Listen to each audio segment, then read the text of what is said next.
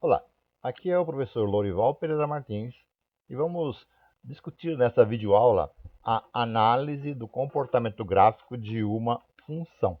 Como, por exemplo, temos aqui representado neste gráfico a função x ao cubo mais 3x e ela tem um comportamento bastante interessante que nós analisaremos durante esta videoaula. Antes de darmos início à discussão ou à análise do comportamento gráfico de uma função, vamos verificar aqui uma condição necessária. Quando eu observo o gráfico de uma curva, por exemplo, na curva representada aqui, x ao quadrado mais y ao quadrado igual a 9.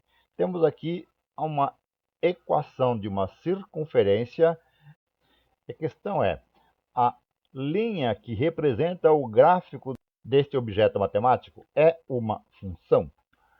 Vamos relembrar que uma das condições para que o objeto matemático seja função é que, para todo x do domínio, existe um único correspondente no contradomínio. Ora, ao analisar o gráfico de uma função, nós devemos relembrar que os elementos do domínio são posicionados no eixo x, enquanto do contradomínio no eixo y. Bom, então a questão é saber, se eu pegar um dado x, por exemplo, x igual a 2, ele tem apenas um correspondente? Nós podemos verificar isso facilmente. Vamos utilizar aqui uma régua e verificar quais são os valores que estão correspondentes a x igual a 2 na representação gráfica aqui determinada. E isto nos permite observar que para x igual a 2 nós temos duas imagens. Esta posição, que o valor está localizado aqui, e também esta posição, que o seu correspondente está nessa posição. Logo, podemos assegurar então que o gráfico ao lado não representa uma função. É claro que podemos fazer algumas restrições, tanto ao domínio quanto ao contradomínio da nossa função. Então, aqui, se nós isolarmos o y, teremos então que y é a raiz quadrada de 9 menos x ao quadrado. Definindo para domínio os valores de x de menos 3 a mais 3. Com isso, eu consigo estabelecer que todos os valores de x terão correspondência. E o contradomínio, o conjunto de y maior ou igual a zero. Então, também consigo estabelecer valores aonde eu terei apenas uma correspondência. Por exemplo, se adotarmos aqui para x igual a mais 1, veremos que ele tem apenas um correspondente. A mesma coisa se eu adotar aqui x menos 2. Ou seja, nesse caso agora, a relação representada é uma função.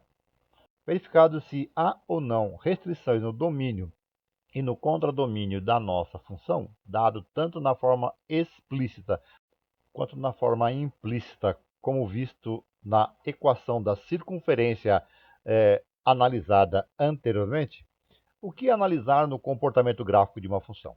Para responder essa questão, vamos analisar o comportamento gráfico da função f de x, x ao cubo mais 3x ao quadrado, apresentada no início desta unidade. Inicialmente, como nós já vimos, eu tenho que verificar o domínio e o contradomínio da nossa função. E na videoaula em que nós desenvolvemos considerações sobre o domínio e o contradomínio de uma função, nós procuramos evidenciar que, em princípio, quando não é dado de forma explícita o domínio e o contradomínio, este domínio e o contradomínio é o conjunto dos números reais.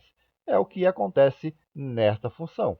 Uma vez que eu posso atribuir para x qualquer valor real, e eu terei então um correspondente f de x. Portanto, o domínio da nossa função é o conjunto dos números reais. E o contradomínio domínio da nossa função.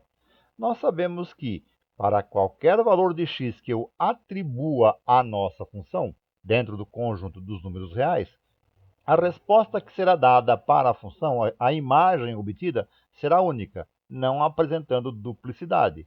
Portanto, o contradomínio da nossa função também é o conjunto dos números reais. Identificado, então, qual o domínio e o contradomínio da nossa função, o próximo item a ser analisado é o conjunto imagem, ou seja, o conjunto de todos os f's de x que farão parte da nossa função. E observando o nosso gráfico, nós percebemos que a função vem do infinito negativo em f de x, ou seja, valores de x negativo abaixo de menos 4 resultam em valores no infinito negativo. E ela vai crescente até atingir o ponto máximo, menos 2, 3, passa a ser decrescente até atingir o valor mínimo 0, 0, voltando a ser crescente, passando agora a tender para o infinito positivo. Ou seja, toda a reta real terá elementos que satisfarão a nossa função. Portanto, o conjunto imagem coincide com o contradomínio da nossa função, ou seja, é o conjunto dos números reais. Funções que apresentam essa característica, como vimos, são chamadas de funções sobrejetoras. O próximo item a ser analisado é a função cruza o eixo x ou intersecciona o eixo x, ou seja, devemos identificar as raízes ou os zeros da função. E isso pode ser identificado facilmente no momento em que a função corta o eixo x ou apenas toca o eixo x. Portanto, no nosso caso, a função assume como raiz um primeiro x, que é o menos 3, e um segundo x, que é o 0. Então, as raízes da função são menos 3 e 0. O próximo tópico a ser analisado é em que regiões a nossa função é crescente, ou seja, dados dois valores x1 e x2, se x1 for menor que x2, então o valor da imagem de x1 é menor que o valor da imagem de x2. Ou então, onde a nossa função é decrescente, ou seja, dado x1 e x2, a imagem de x1 é maior que a imagem de x2. Vamos analisar esse comportamento de uma forma um pouco mais dinâmica. Aqui no GeoGebra, nós temos aqui a nossa função x ao cubo mais 3x ao quadrado, e eu coloquei em vermelho aqui um ponto D de coordenadas menos 3,5 menos 6,05. Vou movimentar este ponto D de forma a verificar o que acontece com a nossa função à medida que eu aumento o valor de x. Então, se eu movimentar a nossa função variando, então percebam que o valor de x está aumentando, e isto leva a um aumento no valor de f de x. Isso fica melhor evidenciado aqui na região positiva de nossa função, até que atingimos um ponto máximo, o ponto menos 2, 4. A partir daqui, à medida que eu aumento, que eu vario o ponto, o valor de x aumenta, mas o valor da imagem diminui, até atingirmos o ponto 0, 0, onde novamente nós temos o comportamento de, à medida que eu aumento o valor de x, o valor da imagem aumenta. Ou seja, a nossa função será crescente de menos infinito em x até atingirmos o ponto menos 2, 4, portanto, para x igual a menos 2. Entre o ponto menos 2, 4 e o ponto 0, 0, a nossa função é decrescente, ou seja, é decrescente de x menos 2 a x igual a 0. E volta a ser crescente a partir do ponto 0. Então, ou após x maior do que zero. Portanto, a nossa função é crescente para x menor que menos 2 ou x maior do que zero. E decrescente de menos 2 menor que x menor que zero. Na análise do crescimento e decrescimento, nós observamos que a nossa função no ponto menos 2, 4 e no ponto 0, 0, ela muda de comportamento, ou seja, ela é crescente até o ponto menos 2, 4. A partir daqui ela é decrescente, ou seja, é um valor máximo, né? É um ponto máximo dentro da nossa curva. Então nós temos este ponto é o que eu chamo de um ponto crítico. E no caso, ele é um ponto de máximo.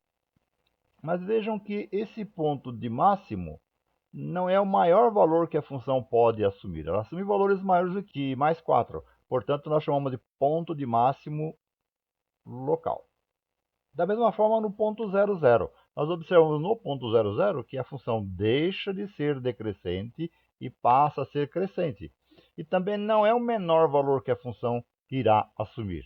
Não é um ponto, o valor zero não é o menor valor da função, porque eu tenho aqui valores menores do que zero para f de x. Portanto, o segundo ponto crítico é o ponto 0, 0, que no nosso caso, então, é um ponto de mínimo local.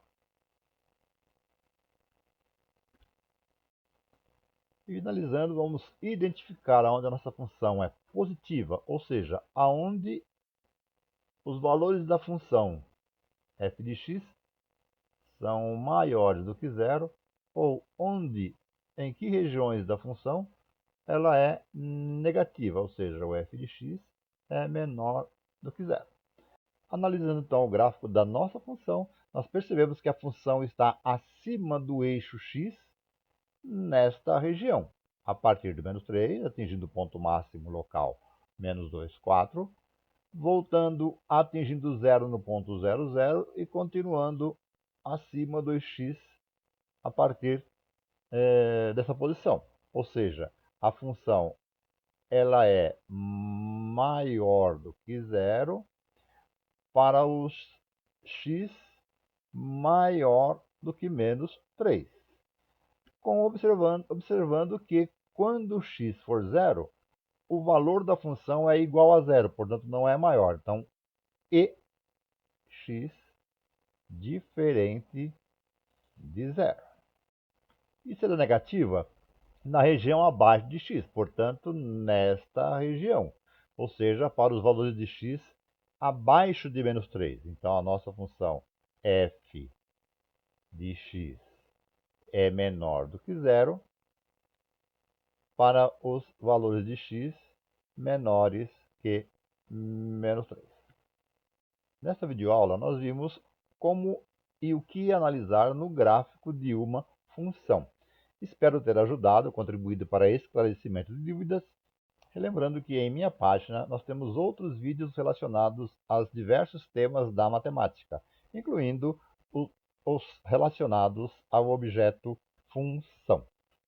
Sou o professor Lorival Pereira Martins e espero ter ajudado no esclarecimento de dúvidas na análise do gráfico de uma função.